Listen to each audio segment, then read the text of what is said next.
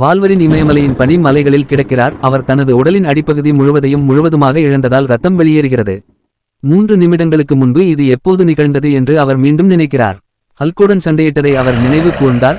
அவரை பாதியாக கிழித்தெறிந்து மலைகளில் ஒன்றின் மேல் கால்களை உயர்த்தி விட்டு வெளியேறினார். வால்வரின் தனது நகங்களை பயன்படுத்தி மலையின் மீது ஏறும்போது இது எப்படி தொடங்கியது என்பதை அவர் நினைவு கூர்ந்தார்.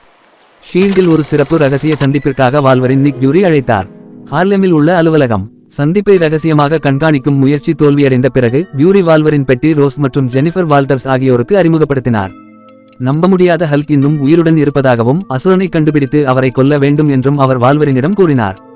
நியூயார்க்கில் ஹல்க் கொல்லப்பட்டதைத் தொடர்ந்து லோகன் தூக்கிலிடப்பட்டார் என்ற எண்ணத்தில் இருந்தார். ஆனால் அசுரன் இன்னும் உயிருடன் இருப்பதை அறிந்தான்.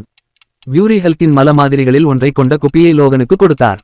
அங்கிருந்து வால்வரின் அவரை கிரகத்தில் எங்கும் திறம்பட கண்காணிக்க முடியும்.